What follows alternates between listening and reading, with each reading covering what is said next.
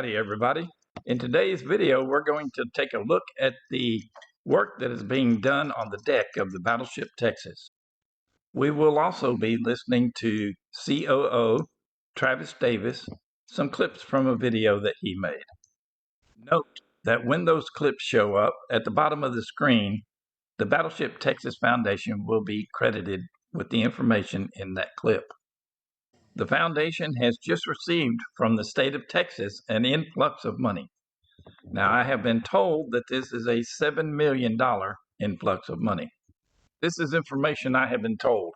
I have not seen the paperwork, so it could be more, could be less. Those monies will be spent on the deck primarily, and other locations I'm sure as well. However, the deck is one situation that has to be corrected before the ship can go back on display and open to the public.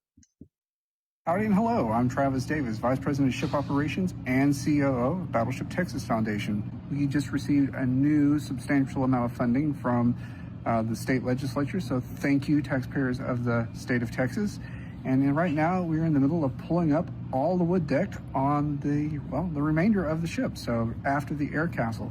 So far what we found is that the condition of the deck has been in really good shape. So this is an example of some of the steel repair that we have to make. You can see the big hole in the deck right there, cool air coming out in here. So this whole plate right here, this whole doubler plate will come off and get replaced, along with much of the wood that's right here in this area. As you can see, we've already pulled up a substantial amount of wood going all the way back aft. So some of the features that we see once the wood's pulled up is like right here, this innocuous looking circle, that is where there was a deck light. And like I said, you can see where there was a deck light. You see all the studs that we've cut off right here.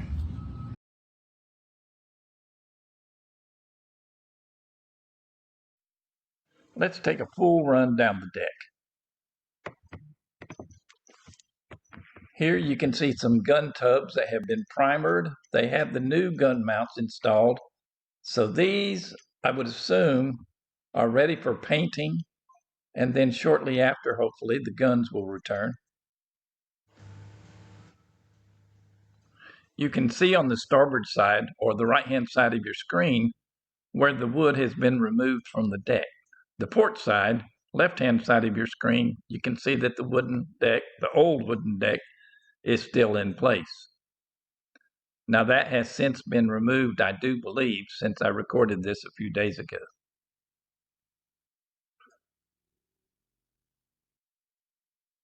You can see new decking there on the right-hand side, starboard side.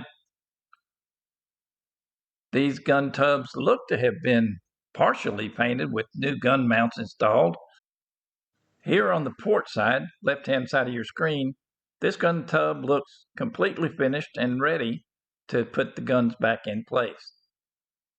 The gun tub on the right-hand starboard side has been sanded down. I assume that's in preparation of putting down the oakum.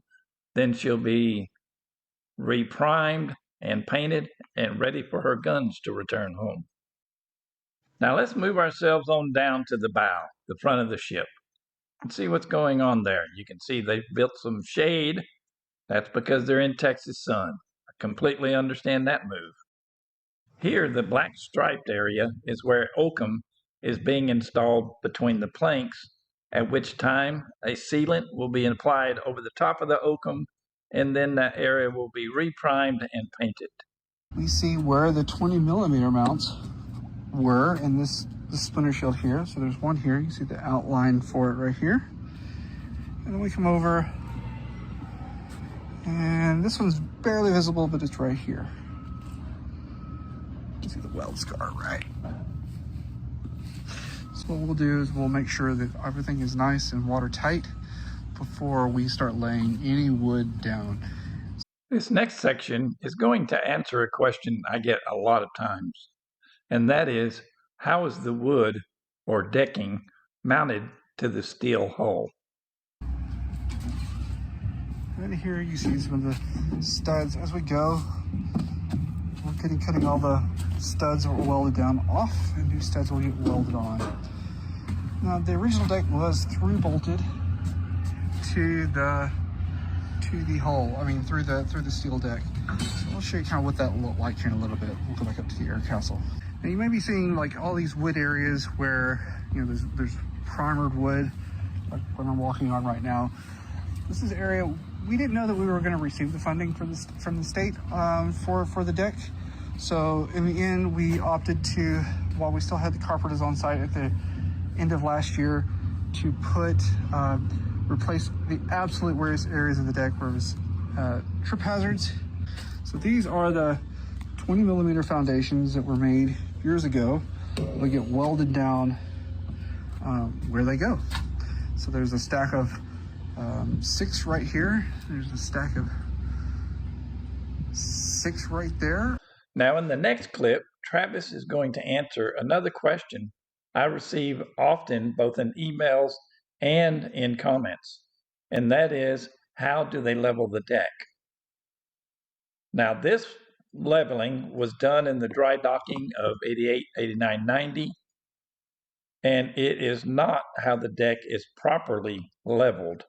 However, at the time, this method was chosen for reasons that are beyond me, unless cost, maybe speed, or maybe simplicity had something to do with it. One of the things I want to show to you guys too while we're here is this stuff. So this is a resin leveling compound that was added when this deck was being laid in 89, 90.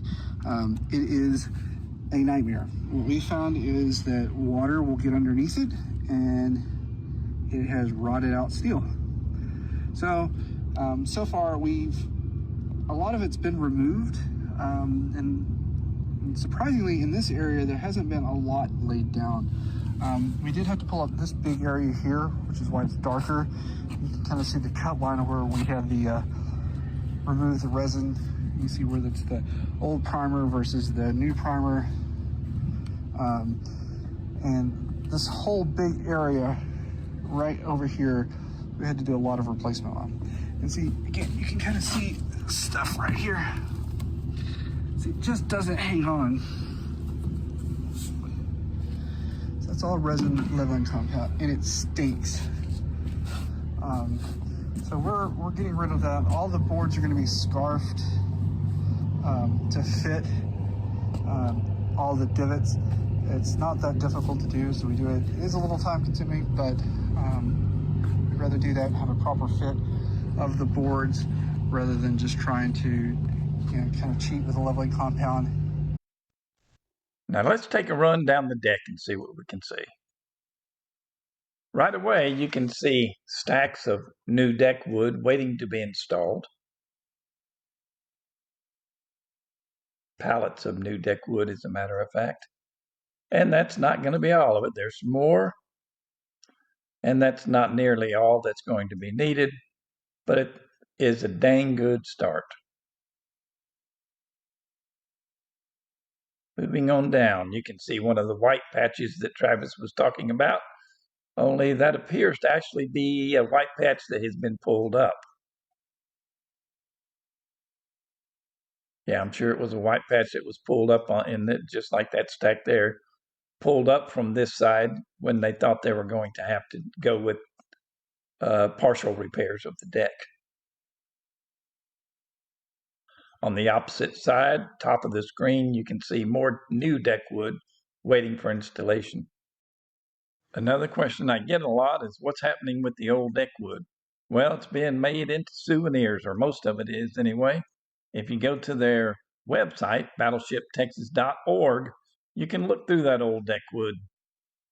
Keeping in mind that this is not original deck wood. This was installed in the 89-90 dry docking of the ship. Now, one question you may be asking yourself is the same question I asked myself. Are they going to replace the entire deck or just part of it? Well, Travis is going to talk to us about that next. And as of right now, we are not pulling up the wood that's in the air castle. It's overall in decent shape. We're going to sand it fair. There may be a board here or there that we have to replace, but overall we are not going to remove the wood from the air castle. When you see the daylight panel. That's not paint, it's daylight coming through. You can see the overhead. So those are all the bolt holes. So they're offset. So you have a bolt hole here, so it lines up with one here. So we're actually going to do a mixture of through bolting the original of the new deck, the new O1 deck, to the deck, and stud welding where we can. So you see back here, these are all new bolts. We go in and we're secured the deck to the overhead, and you see where the originals were, where there was still a bolt in. We just skipped it and we did a shot of stud over the top so that we didn't have to try to burn out the hole. Now earlier I spoke about oakum. Oakum is the material that goes between the deck wood and is then covered by a synthetic material to help waterproof it. Now, if you don't know what oakum is, it's a material made from hemp or old frayed rope, originally anyway. Maybe nowadays they have something more modern that is used, but it still appears to be the same material. This has been used in wooden ships for hundreds, if not thousands of years. It was placed between the lumber that created the hull, usually soaked in tar or pitch to waterproof the hull of the ship. That product is still used today, though there may be a more modern product than hemp or rope that I'm not sure of. However, the same process is used today to seal any kind of wood, whether it be in the hull or the deck of a ship. Travis is going to take us to the bow of the ship to show us the process.